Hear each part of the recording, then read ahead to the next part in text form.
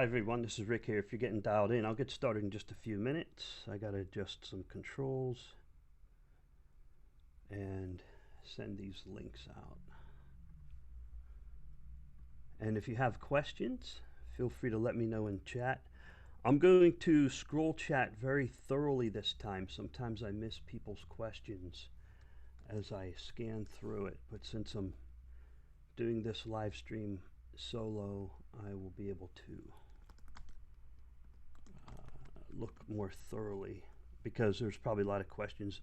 I'm getting a lot of questions on Telegram. It's sometimes difficult to answer. It's difficult to type them all and find them all. I try to help, but sometimes. How's this sound? Let me know in the chat and I'll check that in just a minute.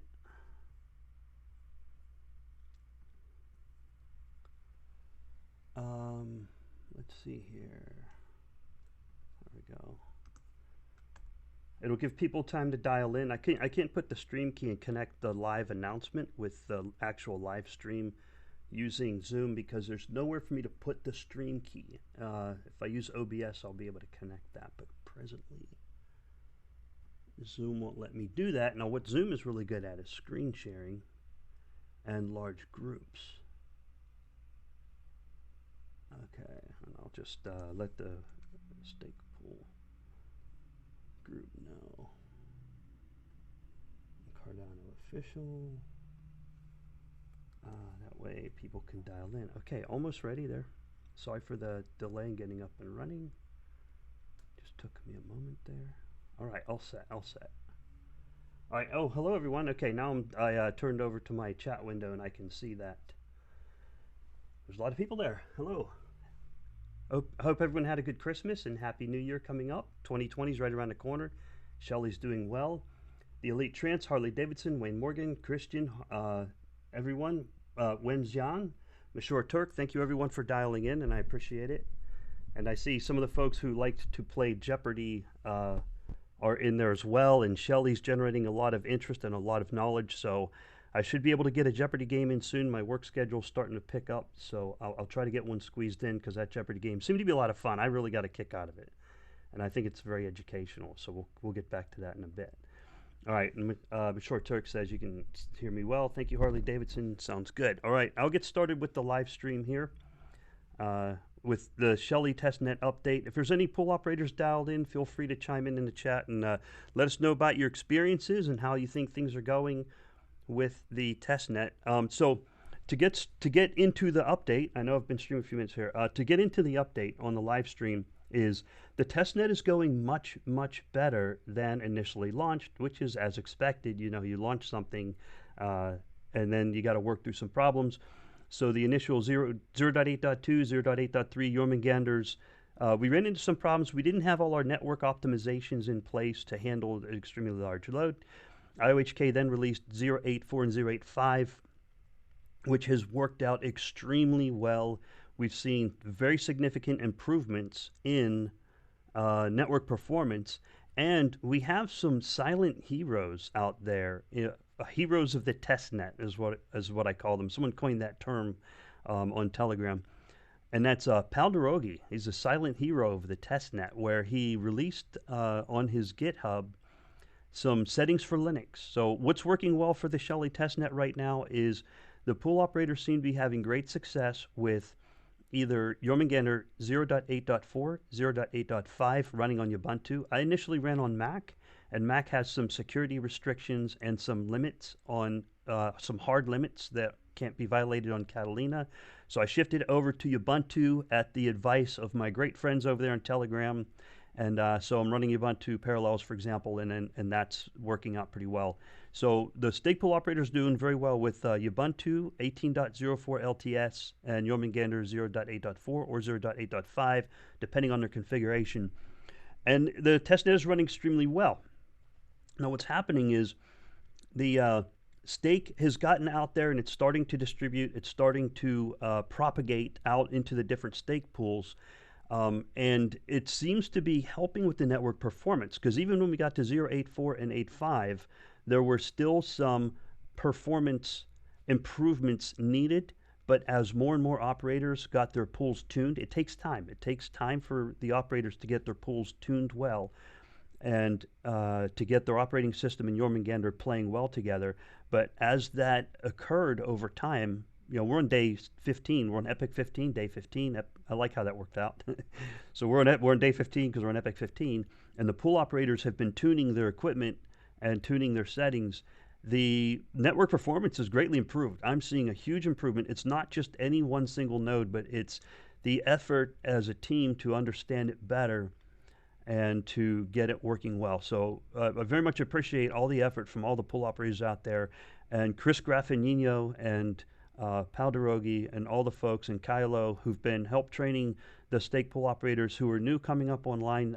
I appreciate your volunteer time in getting the stake pool running well. The entire Cardano ecosystem will benefit from your efforts, and everyone appreciates you guys.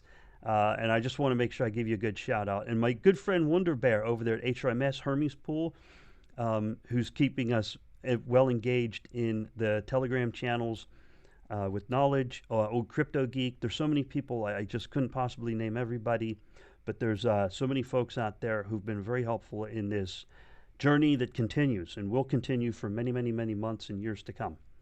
All right. Isteen's in there. Isteen runs Ada North Pool. So I'll just say hi to a few folks dialing in chat. Please let me know if you have any questions. Falcon Eye Vision, AW Crypt, hi, how's it going?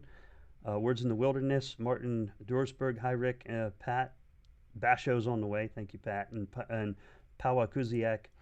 All right, and so, yeah, any questions, please let me know in the chat. The kind of questions I'm getting on Telegram are people's Daedalus is either stuck or not loading. So what you can do is you can either wait it out about 10 minutes or so because it is synchronizing. What I did is I streamed a Daedalus wallet that is hot and live and connected to the internet. I've got another video on my channel that shows the network bandwidth, how it synchronizes. So maybe 10 minutes or so and wait it out. If your stake pools disappear, I've got a video where it shows you to delete the StakeTackPools.sqlite file, and you got to stop Daedalus first, delete that file, reopen Daedalus, and it will grab the stake pools from GitHub where they're resting, and then they'll display in your Daedalus wallet. I've only used Yoroi minimally, but Yoroi is pretty simple. I don't know if the servers are entirely synchronized yet, but people who have been using Yoroi, a few people have reported problems, but they seem to be working through it with the help of the Telegram. The Cardano community technical support channel is one place. And if you're having continuous problems with Daedalus, please let the IOHK Zendesk know. They are extremely responsive. I sent them a request on Friday evening. I didn't send a request. I sent an update to provide inputs, and I got a response on Saturday morning. And I was like, wow, Saturday morning, they're going. They're going like 24/7, I think. So just so you know, IOHK Zendesk, it's right there in your Daedalus wallet. So if you have continuous problems, send them a request, and they are very helpful, very responsive, and I've seen people seem to be quite happy with that. Okay. Harley Davidson is using Yoroi, going great. That's awesome. That's good to hear. And you know what's interesting is Yoroi and Daedalus work a little bit different. Daedalus ranks pools based on the algorithms running in the blockchain, and you can select the pool. That's another big question I get, how to pick the best pool. So I think what I'll do is a screen share here. I didn't plan on doing it, so bear with me. I'll put it up, and then you guys can ask questions. But in Daedalus, the best way to pick a pool that I have found, and again, not financial advice on this program, is in Daedalus, you find the one that you like with the lowest percent and the highest performance that you would like to stake to, using the little tags inside the window that show as a green, and then like a pale green, and sometimes they go orange and red inside the tag. Now there's a lot of pools that may be marked as red, but they're still good pools because they hadn't generated a block yet. Because right now there's about 180 pools generating blocks, but there's 500 pools in there. Once they generate a block, they'll pop up to the top, and you'll see them jump up there. And those rewards will be split among fewer people. Another common question I get is, how does saturation work? And so we'll talk about how saturation works. But the key thing I wanted to touch on, the main point of this live stream, is the Shelley Testnet is going well now. It's greatly improved, very significant improvements. It's still a lot of work. The stake pool operators are probably tired. I know I am. I can speak for myself. I know I'm tired. It's been taking a lot of work to keep it up and running, and I'm sure the IOHK DevOps folks are probably tired as well, because through the holidays they've been really working hard and to keep things going. And that's just how it is. You know, this is a new technology. It's not easy. I think it's going to take a couple months, and you'll see it gradually get easier over time for the stake pool operators. And another common question I see is, can you make a video to set up a stake pool? Presently, I cannot, because, well, I can, but it will take 12 hours. I set up the Digi2 stake pool. What I did is I had my technicians set up the stake pool for Digi2 for a couple of different reasons.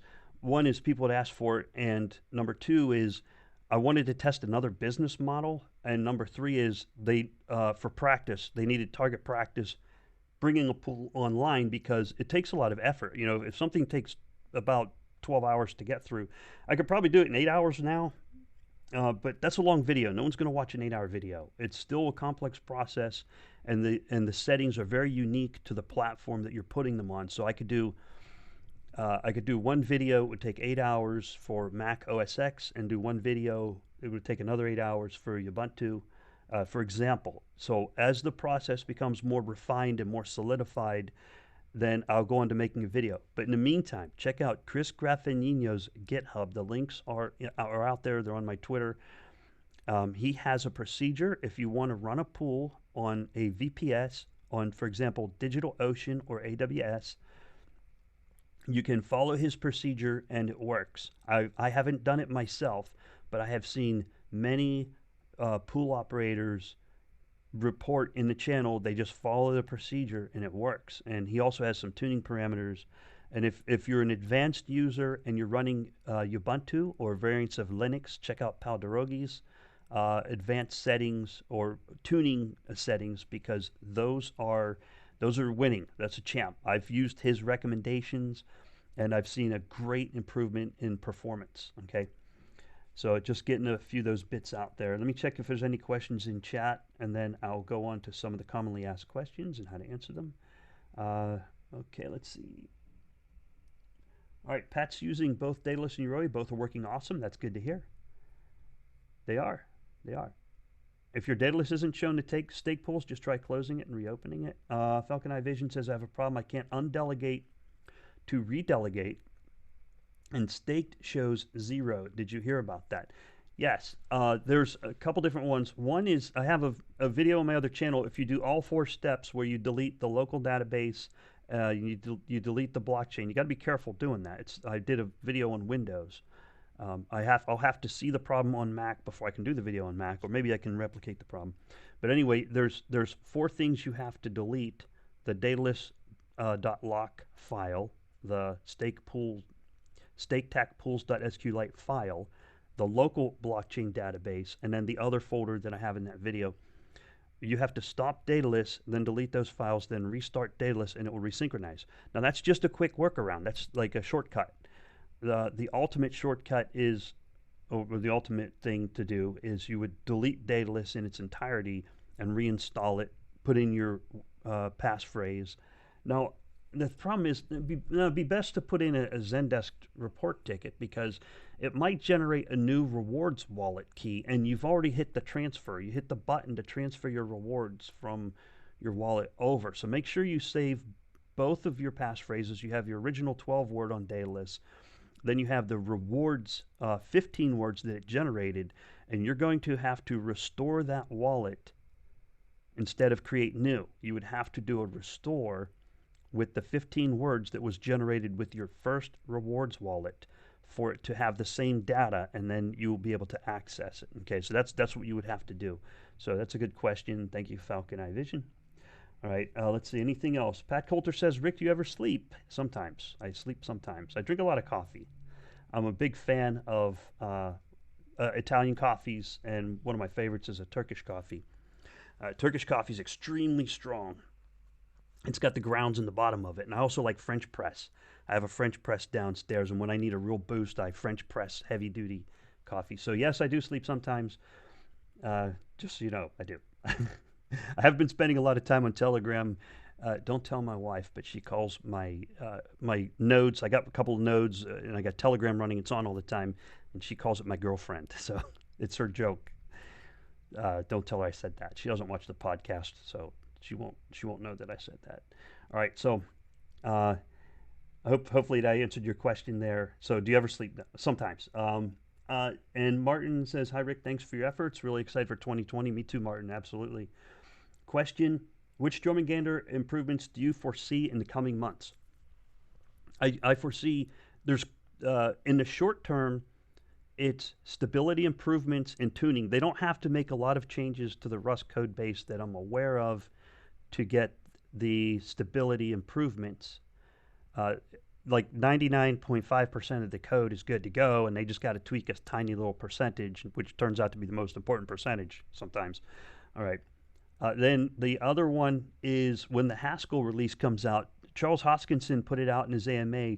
There's going to be a Haskell release of Jormungandr coming out in maybe later in January or February, and that's where you're going to see a big change. And I'm thinking you could see a huge network performance improvement gain in that.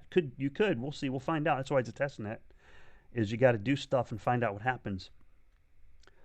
Okay. Hey, Icestein, how you doing, Icestein? And Icestein asked, Rick, how was your holiday? It was great. Thank you for asking. I hope you had a good holiday as well. And on a more serious note, what do you think would be good marketing moves to show the world just how powerful and decentralized Cardano is now? Some good marketing moves is to get the information out there. For example, what I did is I put the IOHK 3D map that they have on their homepage now on, I posted on Facebook and Twitter. So I put it on social media, and it's really cool. It draws people's attention. They go, what is that thing? And that's what a friend of mine had asked me and said, what are you talking about? What is that? Because it is cool, and cool sells. So anything that's cool and eye-catching that makes people say, what is that? That will draw them in. If you tell someone it's decentralized, if you take a normal person, and I call them a normal person is a person not in crypto. So if you have a normal person and you start tell them it's decentralized, they'll be like, so what? I don't care. They take out the Visa card, they get the bag of chips, they stick the Visa card, they walk away with the bag of chips. They don't care about decentralized. So I don't know, Icestein. I wish I knew what the magic sauce was. If I did know the answer to that question, I wouldn't be sitting here on YouTube right now. But there's some marketing people out there who are a lot smarter than me. Icestein, if you know the answer, please let me know. I'd be happy to put that out when I can. All right. Let's see. Do you have any design improvement proposals for the wallet? It was from Words in the Wilderness. Do I have any design improvement proposals? Yes. I would like to see maybe. I learned a design improvement from Pal Derogi, and he said it might be a good idea to group them by types. So instead of just ranking them in order of performance, which is only semi-accurate, is to group them by, for example, 0 and 1%, something with a really low percent, put them in one category. I can't remember exactly how he described it, but it was brilliant. And other pools that are like for profit, like mine were 5% or something like that, but has a purpose, then put it over there. Pools that are dedicated to a charity, those would go into a group. So like a charity pool can't operate at 0 or 1%, or they won't have any money to give to charity. So if someone wanted to say, okay, sort by charitable pools, maybe there could be a metadata tag in there where they click on it and say sort by charitable pools, and if they find a pool that applies to their charity, they can select it. Now, a charity pool might have to run at, say, 8 or 10% or something like that, so that they can actually cover the cost of the pool and have a return to pass along to the charity.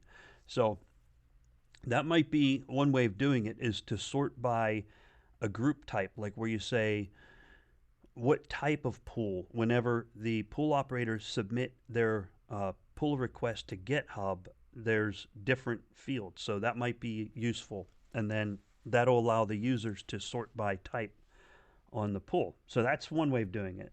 Just kind of thought through that. It's not very well thought through idea, but that's a rough idea.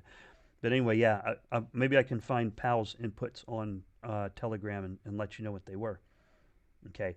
Let's see. Any other questions here? Someone needs to Amazon something. Oh yeah, something like Amazon with a pre-baked version of Jormungandr that just works. Yeah, there may be pre-baked versions of Jormungandr that just works where the operator would only have to tune their local settings.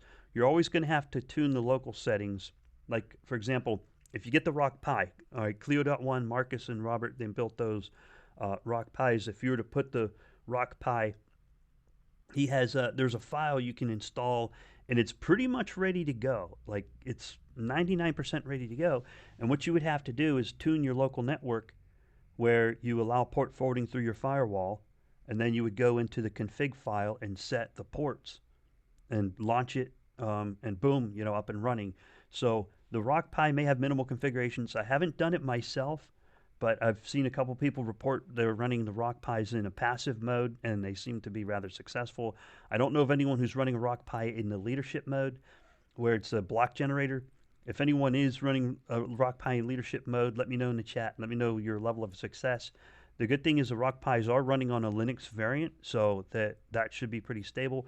As far as the operating systems, Mac, Windows, and Linux should all be working fine. But what happens is Linux allows you to tune parameters.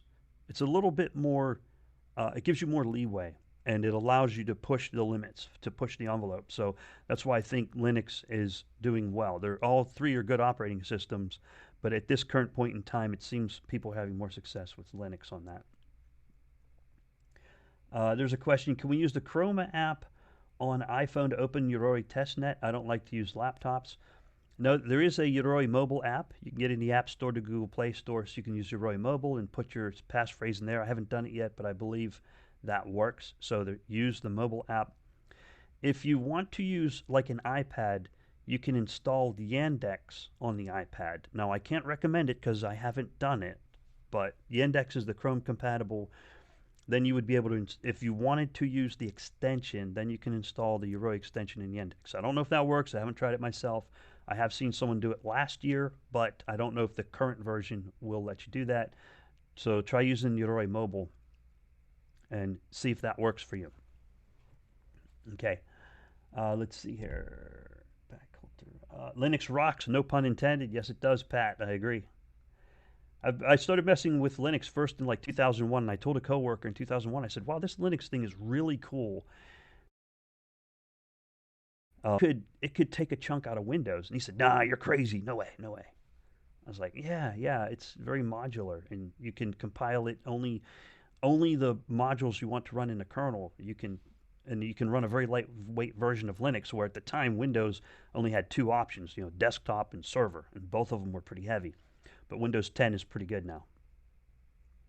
Okay, let's see. Words in the Wilderness states that I dislike the idea that someone not paying attention to saturation can join your pool and reduce your rewards. Yes, that is a good point. That is a good question. I've heard that come up several times. Pool operators cannot stop a person from delegating to their pool. You can't do it. It's decentralized. So there are a lot of saturated pools. Now, the good thing is Pool Tools, which is run by Papa Cart, and also adapools.org have put features in there so you can better assess the pools that you're delegating to.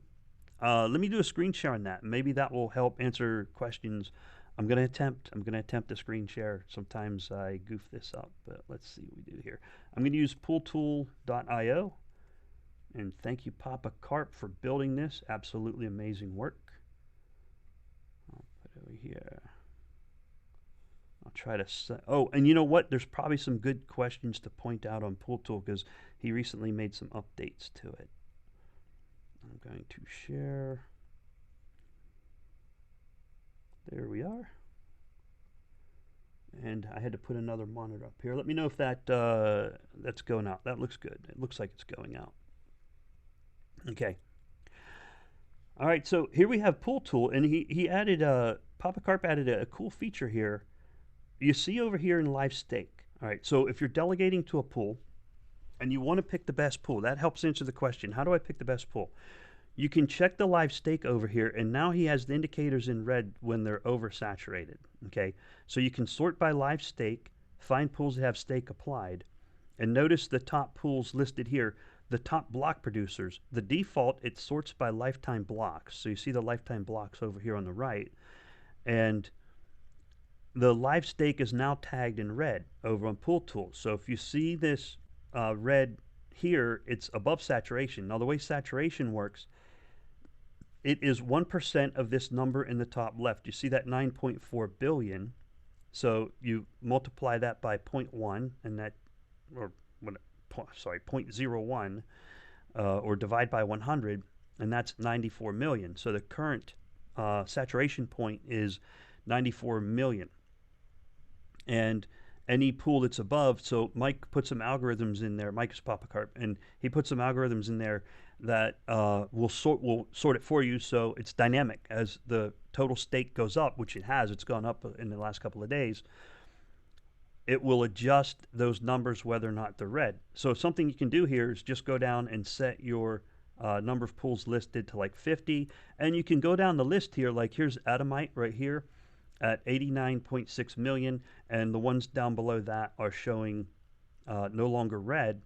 And they also have some good block production right here, over here shown on the right.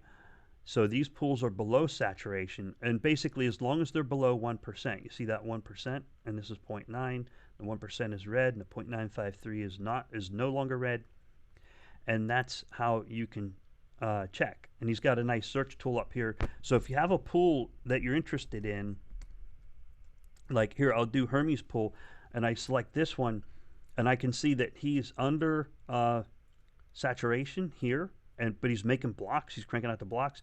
So it's quite possible that the people who are delegated to that pool are getting, what they're doing is they're sharing more rewards. Basically, there may be less blocks, but there's also less people splitting the loot. Okay, so with less people splitting the loot, they're going to get a better return on investment. Oh, there's a return. Wait, let me see what the return on investment is. Return on investment, ROI is in there. Yeah, 0.03476. So you got a good return on investment. That's per epoch. So you got to remember the annual is 7.6% approximately. Then you divide that by 365 to determine the ROI, I think. Actually, I don't know how he did the math, so I can't speak for that. And then there's my old friend, Old Crypto Geek. He's got the Phoenix pool running, and you got Phoenix in there, and he's making a lot of blocks on there. 208 blocks. Where's that? It's not Epic Blocks 1%. Yeah, he's under. Well, he's well under. So that would be a good pool to stake to. For example, I'm not suggesting any one particular specific one. I'm just showing you some examples. All right, let me check chat here and give me a moment to get caught up. This is Pool Tool. Awesome work, Mike. You knocked it out of the park, man. This builds situational awareness. Oh, one other thing I wanted to point out on Pool Tool. Okay, you see this little tag right here where it says 52548, and it just updated to 52549. Now, what Mike did is, when people first saw this, he gave the pool operators the ability to report their stats. So what did I do? Okay, I set it to report as absolutely fast as possible. Every millisecond, it was banging away at that server so that I could have the latest stats, right? Well, that's bad. That's not good. He was getting, yesterday, Mike told me he was getting 500 hits per second on that server. So he has asked the pool operators throttle back to 60 seconds, and he will throttle back the red, green, yellow. So here, I'll show you what I mean by... I'll refresh the browser. What you have to do is refresh the browser once in a while so it grabs the latest block height. And then I went, see how DIGI, I typed in 52549 and it says 52551. But it is at the latest block height. So, because it's just not reporting as often. Okay, there's a block every 20 seconds. And right now I've got it set to 40 seconds. 40 seconds is working well. I'm going to crank it up to 60 seconds. As Papa Carp had asked, Mike has asked the pool operators to do that. Okay, so you don't have to watch the race to the tip. As long as it's showing in green, it's within a tolerance. All right, so We just want to keep the pool operators from hitting that server so hard that it becomes non-functional. That was just something that he wanted to put out there. So I'm putting that out for Mike. So you see, right now it says 52555. That's the latest reported. I didn't refresh the browser, and you can see that these pools are generally between 5250, 5251. They're good. They'll still make blocks. That's just the pool operators have throttled back how often they report their block height to give that server a break. Because there's a lot of people looking at that server. It's not just pool operators reporting block height, but everyone in Cardano is looking at these web pages. All right. Okay. So sorry. Check chat. Let's see. Hi, Chris. Hey, Chris Ray. Oh, Chris, how you doing, buddy? My old friend from the Guardians days, and he's nearby too. He's nearby up in Richmond still, unless you went back home. Let's see. Isn't Digi the best pool? Digi's doing pretty well. Digi's doing good. Let's see. Greenwood UK says, I'm using Windows 2019 DC as a pool, but use Bash and PowerShell to run Jormungandr. Do you recommend hosting the pool in Linux or stay on Windows OS? I recommend hosting it in Linux for now. Again, Windows is good and Mac is good. We've proven them during the network testnet phases. We proved that Jormungandr runs well on Windows. We've proved that it works well on Mac OS X. We've proven that it works on lightweight hardware, but that was prior to December 12th. That was from September 29th to December 12th. We were kind of, it was a global test net, but the wallets weren't connecting to it yet. Then once Daedalus was released and all those wallet connections started kicking in, that's when we found Linux to be the most performant. So for now, I suggest Linux. My personal favorite is Ubuntu 18.04 LTS. So try that one. Plus, the network performance tuning from Chris and Pal are based on Ubuntu for the most part. Or, well, they're based on Linux. Let's see. Words of Wilderness says, I would prefer not to move around looking for unsaturated pools, especially if I got in before it was saturated. So maybe the rewards should only be cut for those who join after saturation. You know, that's a good point. A lot of people brought that up. And what would help is once smart contracts come out, which won't be long. I mean, we're looking at maybe 6 months. These smart contracts, Plutus Fest was over a year ago, and Plutus was very, very functional a year ago. I can't imagine how effective it is now. But once smart contracts come out, it may be possible, I don't know. But to be able to put something on a smart contract and just say, okay, smart contract, adjust my something or other based on the best performance. Maybe, I don't know. It would be really cool if some dev figures that out. Maybe Saturn Network will figure that out. We'll see. Wayne Morgan says, Rick teaches basic Diginomics 101. Yes, I do. On the weekends. On weekends, I teach basic Diginomics. My work starts tonight. I've got a very busy year ahead of me. What I do full-time is I teach oceanography. And oceanography is there's a lot of modeling involved, and most of our modeling occurs on Linux. I'm not a DevOps guy. However, just the nature of my work has pulled me into the world of DevOps and have to do DevOps all the time. My specialty is oceanography and other areas. And so DevOps kind of goes, it's a collateral duty for me. And I've learned a lot over the years. So that worked out pretty good. But I teach basic Diginomics on the weekend. Thank you, Wayne. I appreciate it. Eystein says, Greenwood, not sure if Windows version of, domain controller's best. Okay, DC, nope, I don't, DC plus data center. Oh, DC is data center, Windows data center, not sure. I did have someone say that Windows 2016 server worked well.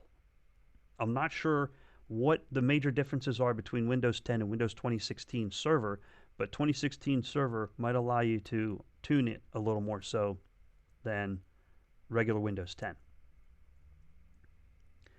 Pat Coulter states that stake pool load balancing would be an awesome feature. Not sure how that would be implemented, but I bet Basho knows. Yeah, looking forward to Basho coming out. Goguen will be the smart contracts portion of it, so we'll see. We'll see also with Goguen what comes out there. what's cool, what's happening. Oh, I'm still screen sharing. I forgot. You guys can remind me. Still screen sharing pool tools. We got some stuff to go over there. What's helping balance it out now is things like this pool tool feature here, where you can search the different pools that are on here, and there's Ada North Pole right up there. If I just search Ada North Pole, not saturated, banging out the blocks big time like a champion. Nice work, Einstein. Good stuff. Oh, another interesting feature over here is you can go to the user's web page in the link, just like in Daedalus. So I've got Daedalus running. So let me switch over to Daedalus and see if it's up. So I can go hop over to his Ada North Pole website where you can learn more about it. And Einstein is putting a lot of his hardware performance stuff over here, and you can check it out over there. Excuse me. And what else do we have here? And then Hermes. And for them, for example, and you can check out Hermes, and he has his network performance data up here, and he's got other links to the Explorer and the rewards calculator. So people are putting some features out there if you want to look at the details of their web pages. Now Phoenix is Codex Data Systems. So if you go to Phoenix, that will pull up their web page over at the card.co. And there's probably more to come out, but here's where he has the Codex Data Systems. These are the makers of Casper. Casper is a pool operator terminal interface where you can monitor your tool. Instead of entering the JCLI commands, the Jormungandr command line interface, you can activate Casper, and Casper will pool the data and organize it for you. It's easier to look at than the JCLI output. So if you're an up-and-coming pool operator, you might want to check out Casper. Okay, all right, so I'm going to stop. Oh, wait, I think I'm done with Pool Tool. Any questions on Pool Tool? Let me know. I can put that back up. And let me see if Daedalus is still up. And we'll, oh, yeah, there's Daedalus going. All right, so let me screen share Daedalus here. Oops, is it going to let me? There we go. Nope, didn't pull Daedalus up in my shareable. Why is it not shareable?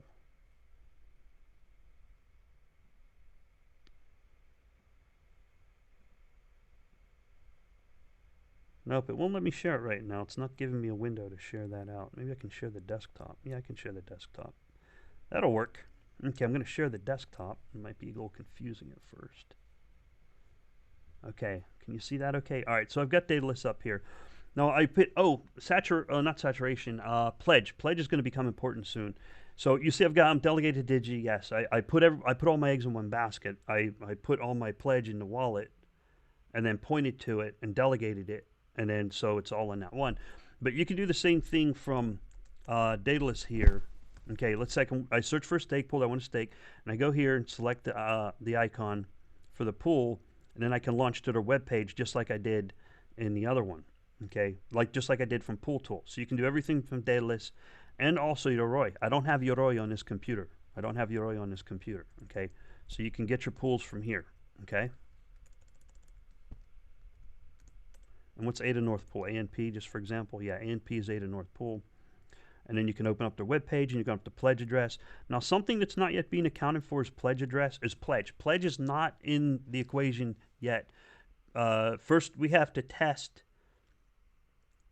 stake and stake distribution, and you got to let it kind of work its way out through the network. Because what happened like a week ago, you had these totally saturated pools at like over 200 million, and they were very popular, and people were delegating and taking it up to like 400 million. And what happened was it was the same rewards divided among more people. And so now that people figured that out, it just took a little while to understand how to do that. Now, one of the next factors that will be accounted for is pledge. I don't know when. Like, for example, in Digi here, I put the pledge, and you can click on it, and there's a pledge of yes and right. And really bad practice, but now everybody knows how much ADA I put in there. Okay, yeah. So I put a really high pledge. Now, what will happen is that the pledge address, once they release the software, once IHK puts out the software where pledge kicks in, then that's going to make the pool more desirable. I don't know if it will make more blocks, but I suspect it will bias the math in a way that makes the pool more performant. It's really hard for me to describe exactly what's going to happen because I don't know what's going to happen exactly. I've read the white papers, but sometimes what you see in the real world and what you read on paper isn't exactly how you first understood it, at least for me anyway. All right, so that's any questions on Daedalus? Let me check chat here.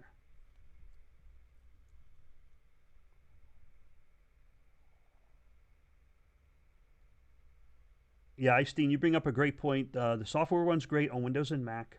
Probably some server versions of Windows have higher connection limit. Yeah, that's the key thing is you got to have a super high connection limit. The default connection limits are typically 1024. If you do the network tuning parameters, you're probably setting your network connections to about 16,000 because all those wallets out there, they have to connect to it. Here, I can show you that map. I know you guys probably saw it on my other channel, but you see how I have my Daedalus wallet. I'm going to pop the map here. This is the little snitch network monitor, okay? That's the Daedalus wallet. You see how this says Jormungandr and Cardano wallet over here on the left? Okay, this app is called Little Snitch, and what it does is it uses the Apple map to plot the TCP/IP connections. If you notice, this map looks just like the map that I had on the live stream for Jormungandr proper, which the stake pool operators use. That's because it's kind of the same thing, and this is the wallet connecting to all of these other pool operator nodes. Okay, so this is the wallet. It's reaching out and synchronizing the blockchain. That's what these little red and green up-down indicators are. Notice the bandwidth is very light. In some areas it's very light. In some areas it gets a little heavier. This is the wallet synchronizing the blockchain. And the white lines are active connections or any active connection that this process up here has seen. And Cardano wallet, Daedalus, runs both processes, both the Cardano wallet and the Jormungandr process. And you can see there's 535 connections over the last couple of days that this wallet has had visible to it. So it is highly decentralized. The only points of centralization are when a pool operator bootstraps their node and they grab a copy of the blockchain from one of the trusted peers. Once that node bootstraps, it is highly, highly, highly decentralized.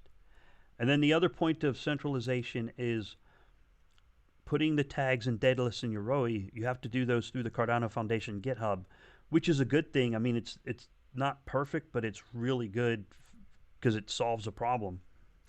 And that keeps people from putting in tags like that are swear words or undesirable words, okay? Because you can imagine what people would do, like make a pool called taco, maybe not. But other four-letter words might show up in there. So that prevents the four-letter words from getting carried away. All right, so there's Daedalus. Let me see if there's any other questions. Well, that's Daedalus. That's the map. That's a wallet. That is not a pool node. That is the wallet that you see right here. That's this guy. Pretty cool. Pretty cool. Now the difference is with Yoroi, it connects to one of the Emergo servers. Let me pop the map. One of the Emergo servers might be showing. Yeah, it should be. An Emergo server should be showing. It will be over here in Japan. They have an office in Shibuya, but I don't know where their node is located. Yeah, this is the Emergo node is probably one of these guys right here. They probably have multiple nodes. I mean, it's a global product, but one of these is probably an Emergo node. And then Yoroi connects to one of those guys. That guy. Ooh, he just flashed green. Okay. And that would be the Yoroi connection. So it connects to a server. That's why they call it a light wallet. It doesn't download the entire blockchain. All right, so let me stop that, and I'll just put Daedalus down in the corner. Stop the screen share. Okay, good. All right. Now let me check questions in chat. Hopefully this is helping answer questions. And if there's any pool operators who would like to chime in on chat, please let me know if you have anything to add. Ahmed Shorky says, my balance is showing 0 ADA. How do I get it back? If your balance is showing 0 ADA in Daedalus, please contact the IOHK Zendesk. Use that little tag or click the buttons. Here, I'll show you. I've got it running right here. I may as well show you.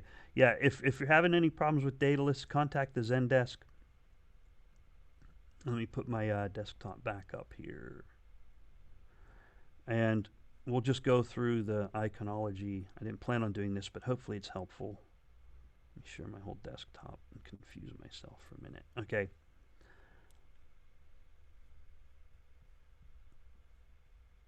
All right, so you would go to Daedalus here and click on this little indicator, the settings indicator support. And you can download your logs here, but you can just go straight to open a support request form in your browser. And what happened was when I clicked on that is this, it opened up this browser. It just opened up over there on the other screen. And you fill out the information here, and then you select your product Daedalus, and you go through the process, product version, and we are on the ITN 2.01, so you would fill out this one. Don't use the other one. Make sure you use this one. And then give them your operating system and so on, and just tell them what's going wrong. But they're getting highly efficient. I've just had really, really good results from NowHK Zendesk, so you might want to check that out. I do have a video on my channel. If you want to use my videos to try to fix your wallet, it is at your own risk. I have an at your own risk statement down below because people's computers have millions of different configurations, and I can't possibly know every configuration. I hope I didn't close my windows out. Oh, I did close them all out. Am I still running? I hope, hopefully. I can't see if I'm on YouTube anymore because I closed my YouTube window. Give me a second to get back over there so I can see the chat.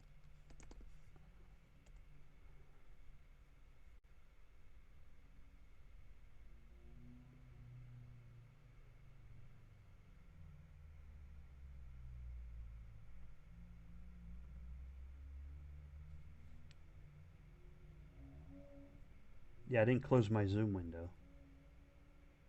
Yay, we're still there. Okay. All right. Yeah, Pat Coulter says, I like tacos. Me too. It's my favorite. And I'm going to San Diego shortly, and San Diego has the absolute best tacos in the world.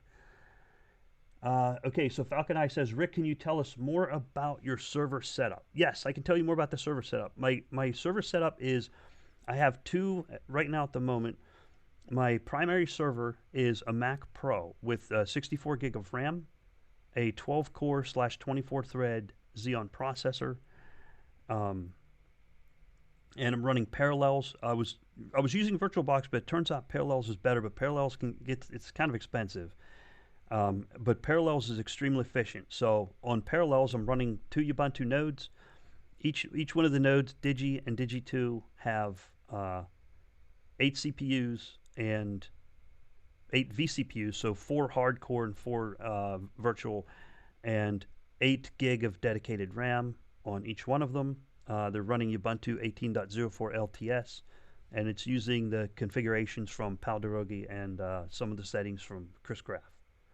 So yeah, those are the servers. And the other hardware server is it's an Intel i5, 16 gig of RAM, and that's a backup. So there's 2 i5 16 gig of RAM backup servers. We do have plans. One of my technicians did a spreadsheet on a really cool server setup it's $1,000. So what I'll probably end up doing with the rewards from the testnet is reinvesting that back into more performant infrastructure. But the infrastructure I have right now is pretty performant. It's pretty good.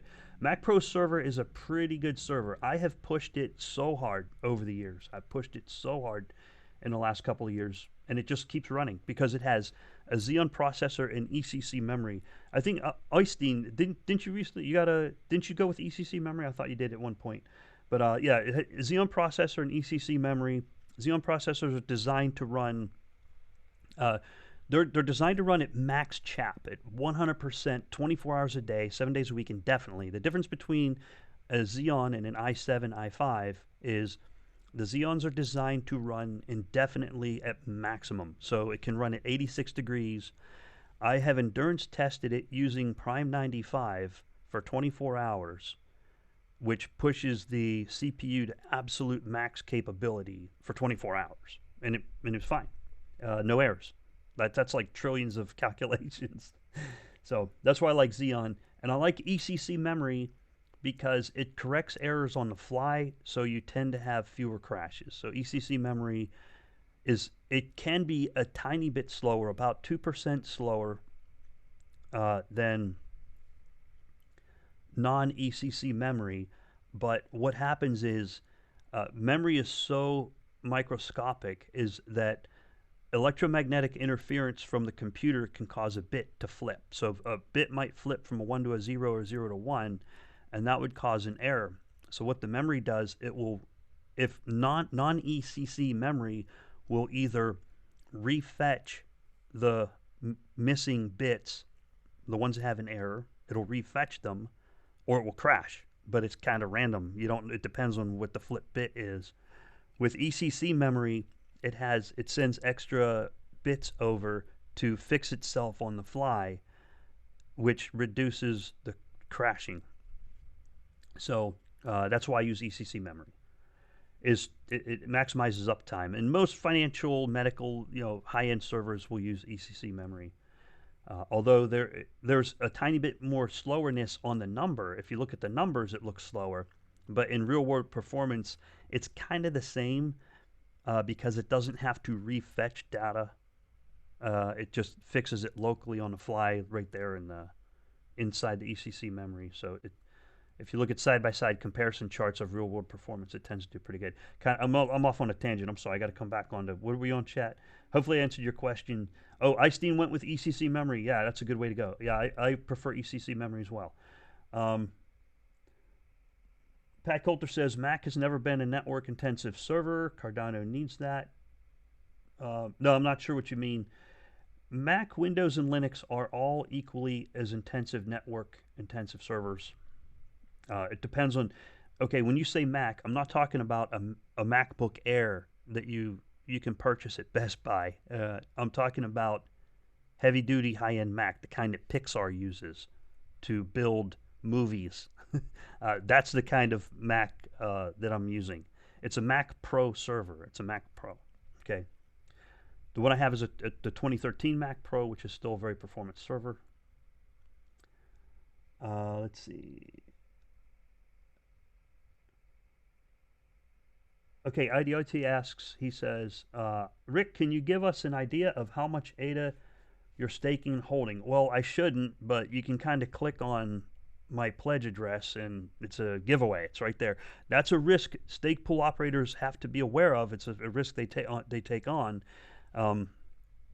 So I have 1 million pledged on DIGI. So when pledging kicks in, when the pledging algorithms are part of Jormungandr, currently they are not, I'll find out. So here's how I did it. With DIGI is at 6% with 1 million pledge, and I'm out. I don't have any left. And DIGI 2 is at 5% with 100,000 pledge. And the idea there is when pledge goes into effect, I'm going to see which business model works better. Higher pledge at a higher percent or lower pledge with a lower percent pool fee. And that's a good side-by-side comparison. Then I can compare, and as long as they have similar amounts of stake, I can look at the results and figure out which is a better business model, right? So just take that ADA back and for whatever reason and use a lower percent or a higher percent and higher pledge, and we'll find out once that kicks in. It's going to take a little while to figure it out, though. You got to wait. You got to be patient and wait for a couple of weeks to find out what's really going to happen once a feature is released. It takes time for people to figure it out and kind of get in tune with it. So yeah, a little over 1 million staking and holding. I did trade. I did trade the last of my Ethereum for this. I was heavy on Cardano, and I'm a firm believer that Cardano's a way to go. I also like Ethereum, but I had to trade my Ethereum for Cardano because when I calculated pledge, I did it a good way. I said, all right, what is wallet number 1,000? And that's going to be the mean. If K equals 1,000 and you want 1,000 pools, what is the average ADA at wallet number 1,000? Well, if you look on the real world mainnet Cardano Block Explorer, wallet number 1,000 has 3 million ADA in it. And I was like, I can't get 3 million ADA. Ain't nobody got time for that. You know, you know, so I started making some trades and swaps and this and that and the other, and I managed to get my pledge up to 1 million, and that's it. I'm done. It can't go any higher than that. So I can't take on any more risk. So my pledge is set at 1 million. I got skin in the game. I'm not a wealthy man. I've got to drive tonight to get to work. And there you go. But I mean, I'm wealthy in happiness. And I'm having fun with Jormungandr. I know the stake pool operators are. It's exhausting. It's tiring, but it's rewarding and it's challenging. They're all good. They all go together. Rewarding, challenging, good learning, exhausting. And Eystein would probably agree with me on that. Okay, let's see. Eystein is drooling on some more advanced network equipment like an Intel X710 or 550 network card. Allow me to do some Ubuntu tweaking. Yeah, that's worked out well. Ubuntu tweaking has worked out well. Some people are running CentOS, possibly Red Hat. CentOS and Red Hat are nearly identical. I've looked under the hood on those two, and I can't see any difference except for the name tag. Let's see. All right. Well, if there's no other questions, I went way over time. Oh yeah, I went way over the amount of time I planned on doing a live stream. Hopefully, I helped answer your questions. I'm going to wrap up here. If you got any last minute questions, I'll hit those over in the chat. But thank you for dialing in. I appreciate it. The key was here. Let me do a quick summary. The key is the Shelley Testnet and how things are going. It's going way better than the December 12, 13, 14 time frame. The 0.8.2 and .3 releases we struggled with a little bit. 8.4, 8.5 doing really good. And on Ubuntu or Linux variants is where people are finding good results. So pool operators are doing that.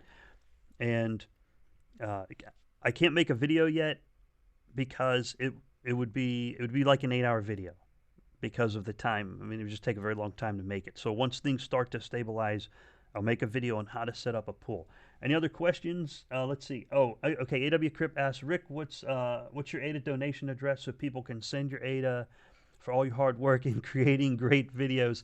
Thank you, AW Crypt. I appreciate it. I don't have a donation address, so I guess I can make one. I can make a tip jar or something like that. But I appreciate it. I don't have commercials enabled on my YouTube channel. I might eventually, but for now it's more of an educational channel.